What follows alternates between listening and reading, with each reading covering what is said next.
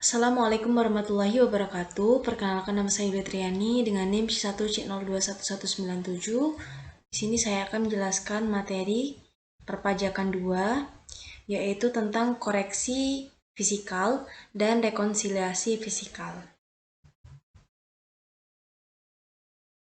Apa sih pengertian dari rekonsiliasi fisikal?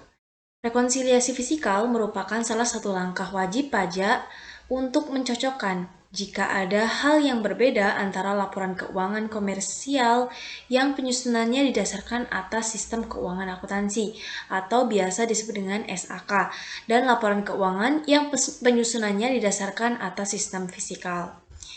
Nah, laporan keuangan komersial ini digunakan dalam penilaian kinerja ekonomi serta keadaan finansial sektor swasta. Sementara laporan keuangan fiskal itu digunakan dalam perhitungan pajak. Sedangkan definisi koreksi fisikal merupakan kegiatan dalam pencatatan pembetulan dan penyesuaian yang harus dilakukan oleh wajib pajak sebelum dilakukan koreksi fiskal. Seorang wajib pajak diimbau mengetahui kebijakan fiskal yang berlaku.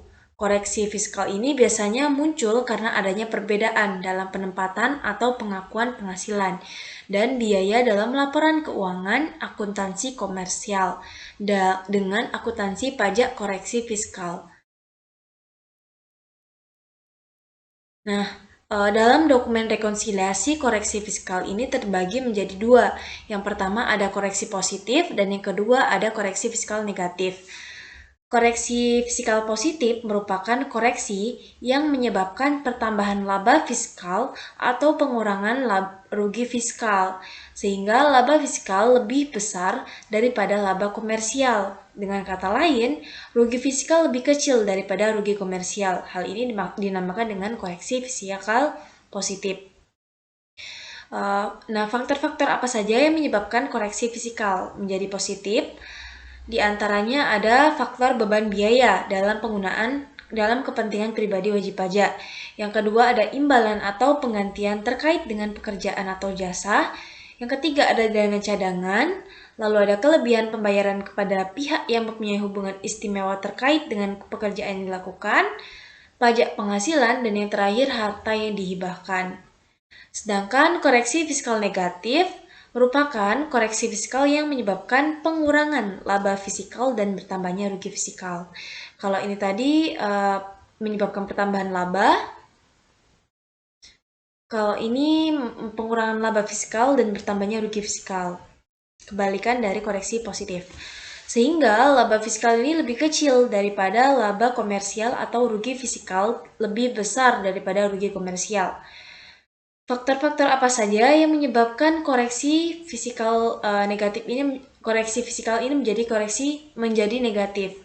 Yang pertama ada selisih komersial di bawah penyusunan fiskal.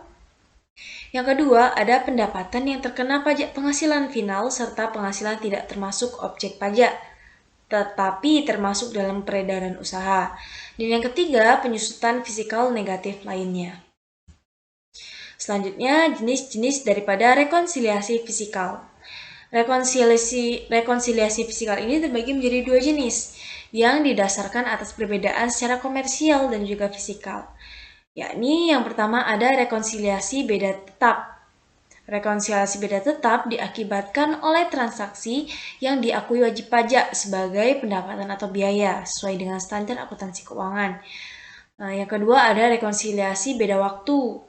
Nah, rekonsiliasi ini disebabkan oleh bedanya waktu antara sistem akuntansi dan sistem perpajakan. Jadi, transaksi yang menurut akuntansi komersial dan pajak sama, tetapi perbedaan terletak pada waktu alokasi biaya. Nah, bagaimana sih tahap melakukan rekonsiliasi fiskal? Jika ingin melakukan rekonsiliasi fiskal, maka tahap-tahapnya itu sebagai berikut. Yang pertama, mengetahui penyesuaian fiskal yang dibutuhkan apa saja. Lalu yang kedua, menganalisis elemen penyesuaian agar menentukan pengaruh elemen terhadap laba usaha dikenakan pajak. Yang ketiga, mengoreksi fiskal, yakni memantau angka koreksi fiskal berdasar positif dan negatif. yang sudah dijelaskan sebelumnya. Dan yang terakhir, ada menyusun laporan keuangan sesuai fisikal sebagai lampiran surat pemberitahuan tahunan pajak penghasilan. Itu tadi materi yang bisa saya jelaskan mengenai koreksi fisikal dan rekonsiliasi fisikal. Kurang dan lebihnya saya mohon maaf. Saya akhiri. Wassalamualaikum warahmatullahi wabarakatuh.